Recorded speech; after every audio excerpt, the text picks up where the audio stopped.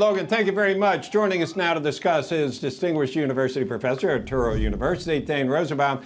Now, Thane, I want to start with Steve Bannon, who got sentenced to 4 months. We don't know whether he'll actually serve it, and that's what I wanted to get to. The way it played out is the judge that sentenced him actually said, you won't have to serve any time until you exhaust all your appeals.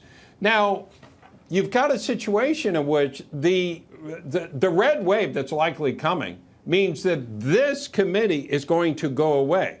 Having said that, the legal proceedings were initiated and followed through on by the Department of Justice, which is not going away.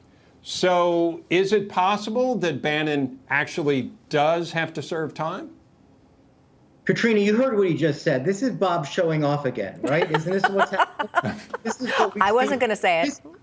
This is what we see with him. He's always trying to, outsmart me. Yeah, he's right. Bob is right. Unfortunately, he's right again. He's making an interesting point. This expires when the Congress comes to the end of its term. And so therefore, the committee itself doesn't have a purpose unless it gets reconvened and recreated, right?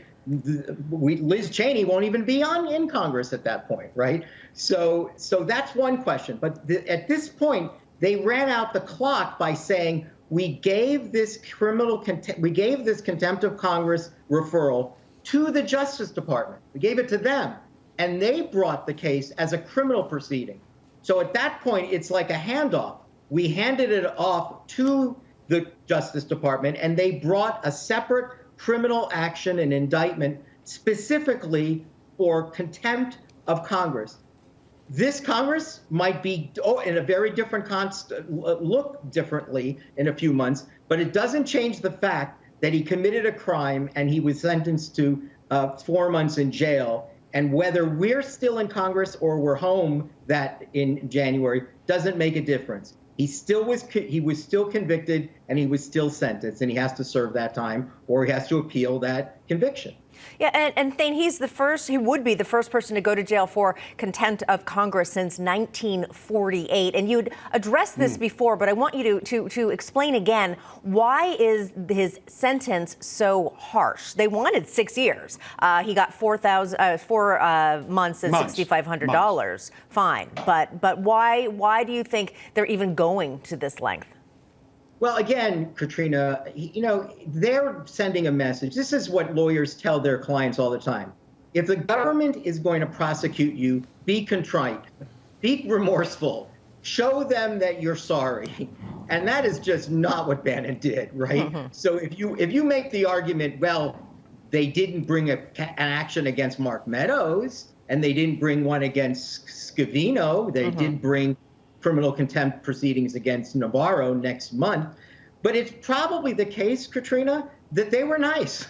It's very possible that they were respectful. They showed up, right? They were cooperative. This is a very different, this is really what contempt means, where you say, I won't even show up. Forget I'm not going to wear a tie. I'm not coming.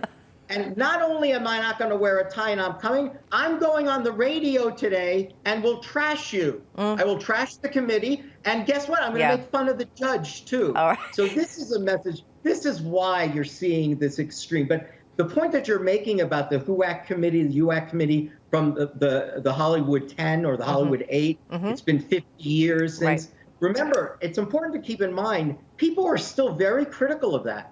Right? It hasn't happened in 50 years. Yes. But people are saying, wait a minute, you put writers in jail? Are you now or have you ever been? Yeah. Yeah, exactly. You're saying a writer in 1930 showed up to a party and there were some communists at the party and he was hitting on a girl and drinking some punch and he doesn't want to testify and that's why he's in jail. So people have always been very critical of that.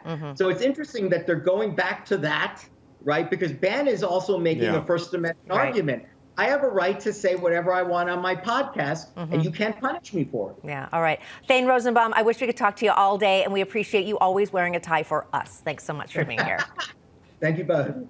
All right, and turning to the midterms, we're heading into the home stretch as Election Day